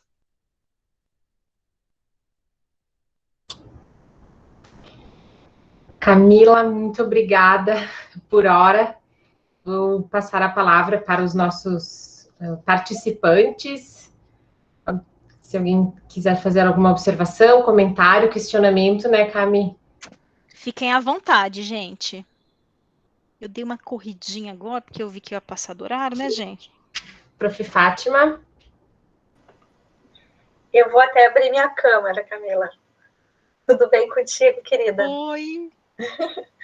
Muito, muito obrigada, né, por nos prestigiar aqui na nossa Consiste aqui do Sul. Como sempre, a gente aprende muito contigo. Eu não sei se o que eu vou falar é um pouco polêmico, também não quero tomar muito tempo das pessoas, mas eu sempre acho bom a gente conversar um pouquinho contigo sobre o que eu vou trazer, que é justamente em cima dessa última modificação da Nanda, né? Com esses dois, a subdivisão dos componentes dos diagnósticos, acrescentando populações em risco e condições associadas. Eu penso que isso facilitou bastante o raciocínio, por um lado, no sentido que também tu explicaste, né, de que são populações ou situações que elas são muito importantes de serem questionadas e tomadas pelo enfermeiro como importantes fatores para chegar ao produto de um diagnóstico acurado, mesmo quando a gente não consegue resolver, né, e você exemplificou bem, né, com uma doença, enfim, né, com o HIV, por exemplo, que você trouxe.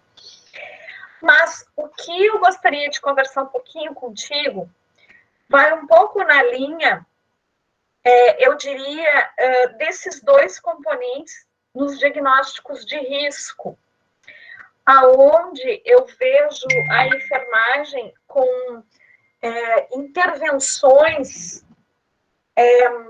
de monitoramento e de cuidados em si, que dizem respeito, muitas vezes, a uma condição associada, mas que precisam que só quem faz é o enfermeiro. E aí, nesse sentido de que precisa ir para além do monitoramento, que a gente tem conversado, eu fico, às vezes não, eu fico com muita frequência incomodada. Vou exemplificar para ser mais claro.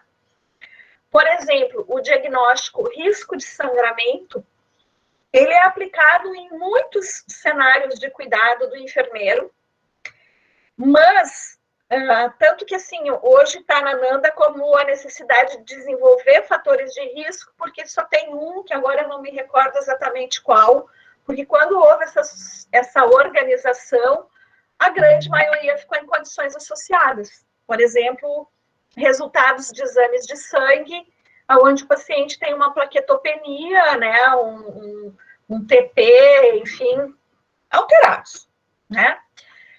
Só que a gente tem algumas populações, e a gente utiliza muito esse diagnóstico na prática clínica do Hospital de Clínicas, onde ele é, inclusive, um indicador de qualidade e de monitoramento. E eu vou usar uma população para exemplificar, mas vou usar duas. Uma é a população de pacientes de transplante de medula, né? Que tem um monitoramento muito preciso da enfermagem em termos de cuidado para qualquer tipo de sangramento e qualquer alteração dos exames, e que, muito embora não sejam intervenções independentes, só quem faz esse monitoramento à beira de leito e da forma como faz é o enfermeiro, mas ele está olhando para uma condição associada. Por quê? É a leucemia ou é a alteração do exame de sangue, mas aquele cuidado é o enfermeiro que faz, né?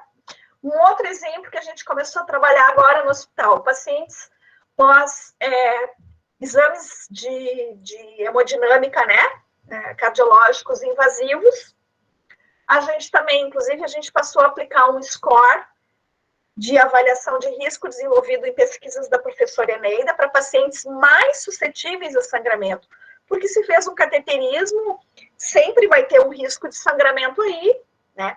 Mas a Eneida desenvolveu um score que nos aponta um risco maior e que, portanto, a enfermagem precisa tomar conta daquele paciente com muito mais atenção por pelo menos 48 horas.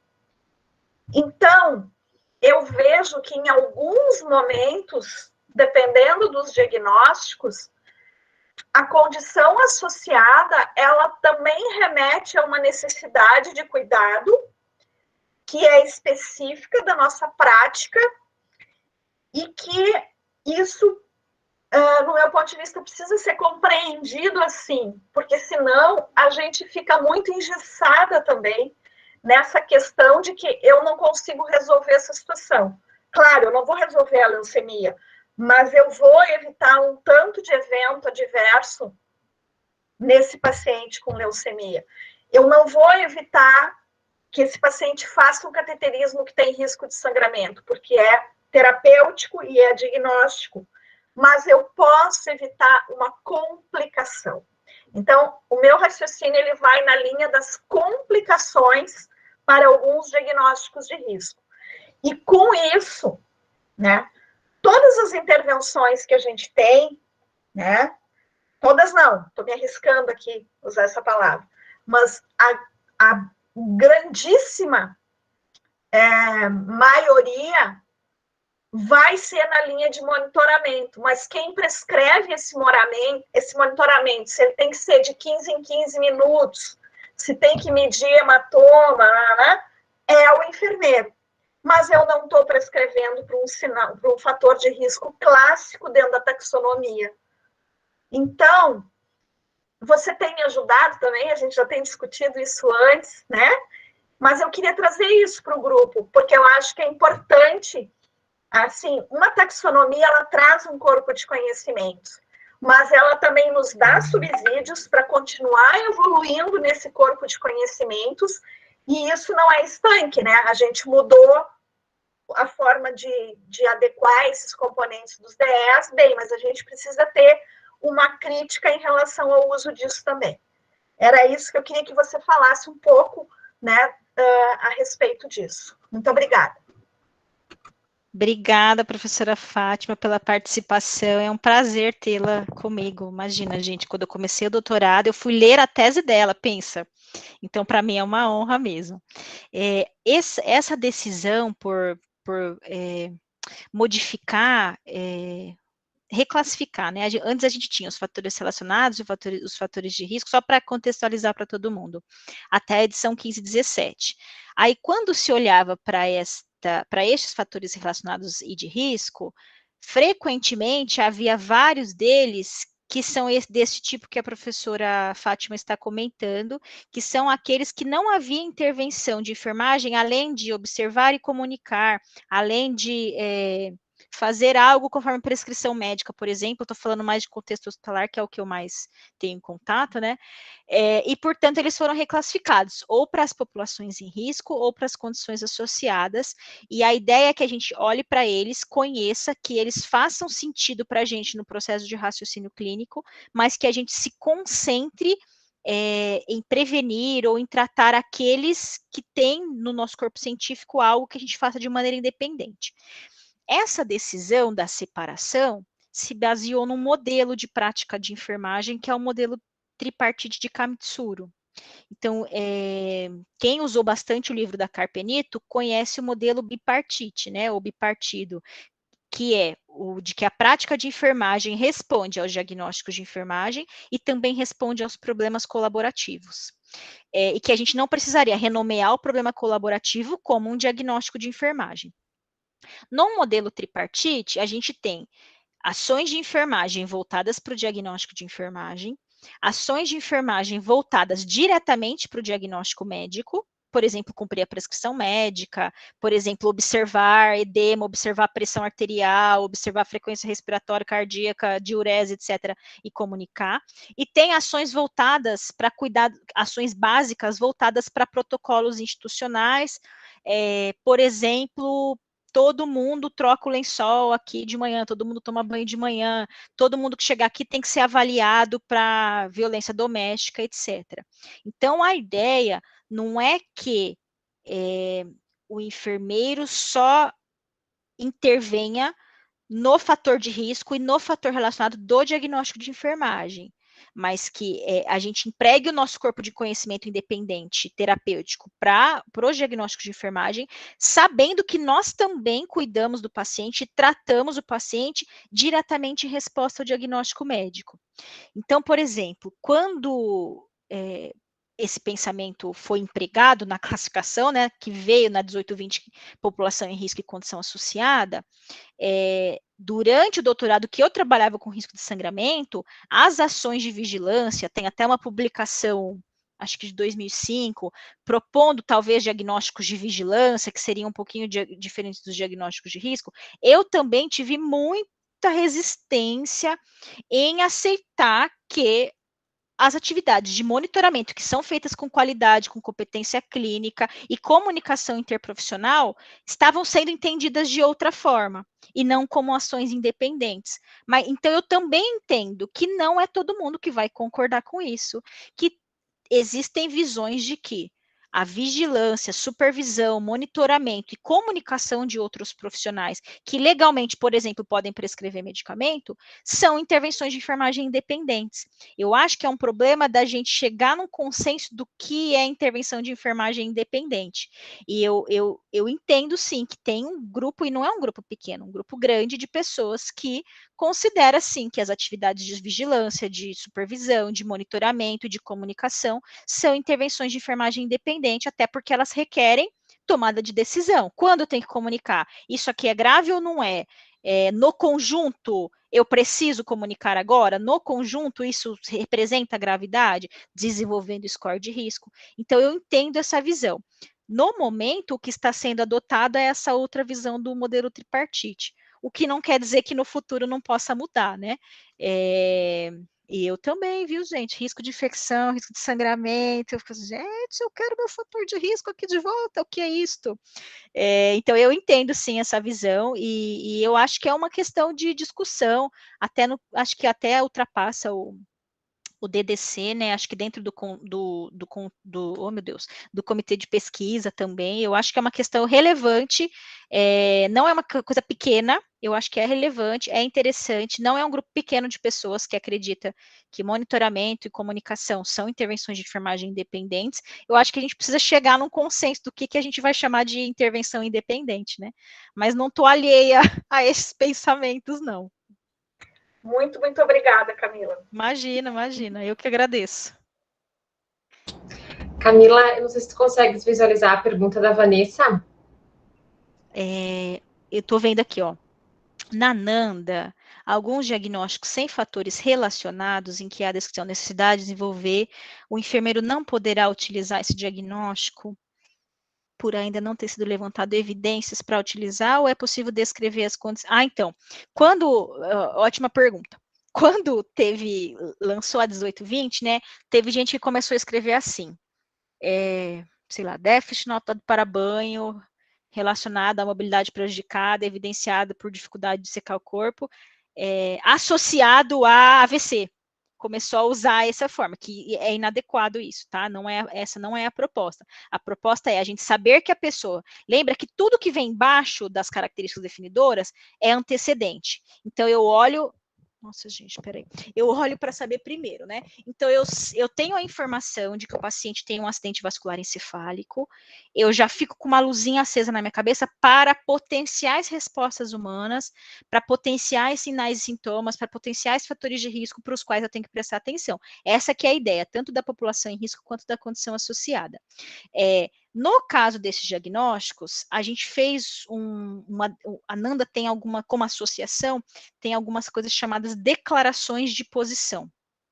Agora, na edição 21, 23, a gente não colocou mais isso no livro, mas até a 18, 20 tinha declaração. Então, uma declaração de posição que foi feita, como surgiram várias dúvidas dessas, que estava no site, mas se perdeu quando o site foi atualizado, que é bom a gente tentar subir lá de novo, é que, para os casos desses diagnósticos em que nós não temos fatores relacionados, a pergunta que deve ser feita é: eu estou realmente abordando um diagnóstico de enfermagem ou eu estou prestando um cuidado pelo fato de o paciente ter o diagnóstico médico? Se for para a vertente da NANDA, não teria problema nenhum, porque se a gente considerar o modelo tripartite, a gente age em relação ao diagnóstico de enfermagem, age em relação ao diagnóstico médico e age em relação aos protocolos institucionais.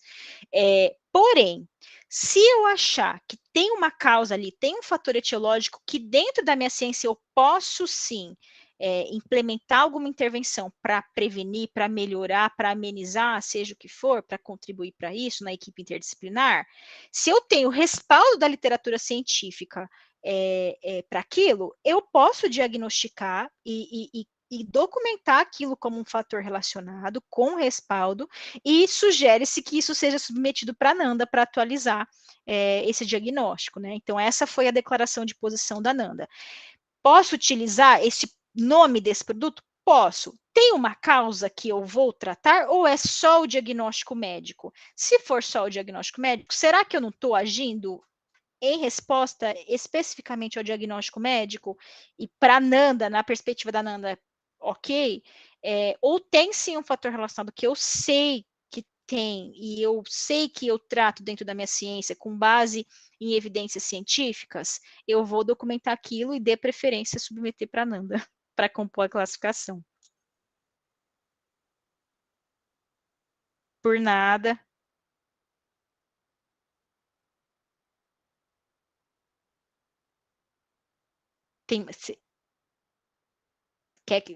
Thales, você quer que vai voltando para ver? As demais eram reflexões e elogios da tua apresentação, agradecendo imensamente a aula, que foi uma aula de explanação maravilhosa. Estou usando alguns termos aqui colocados no chat. Até em função do horário, eu gostaria, assim, em nome da Consiste, AGS, também da BEM Rio Grande do Sul, te agradecer, Camila, né, como sempre, tua fala com reflexões muito pertinentes, exemplos da prática clínica, né? Nos nossos participantes nós temos enfermeiros de diferentes regiões colegas, professores, pesquisadores, alunos, né, de diferentes semestres também.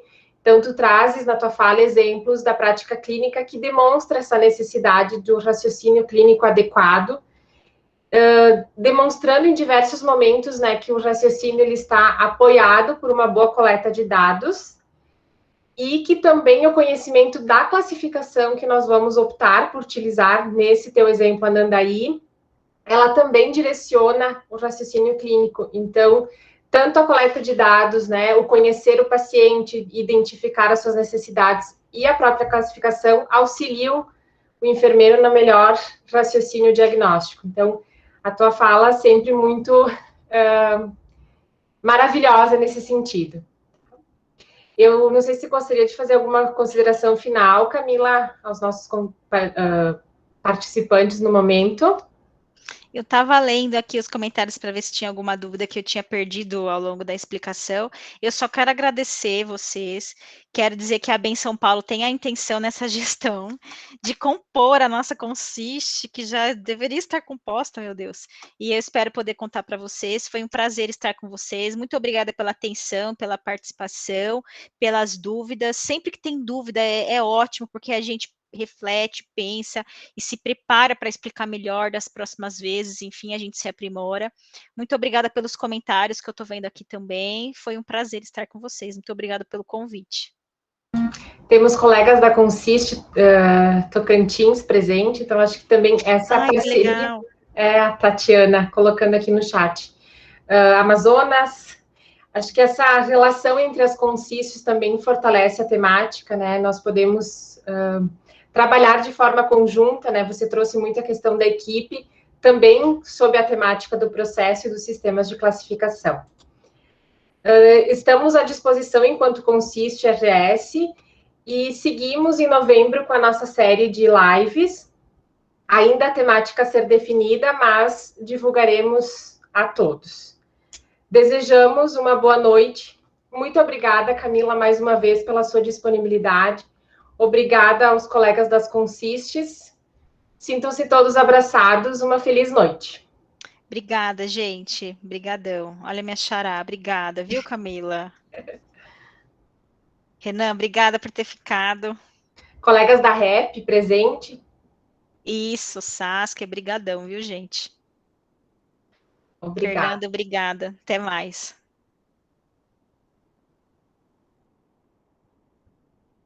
Muito obrigada a todos.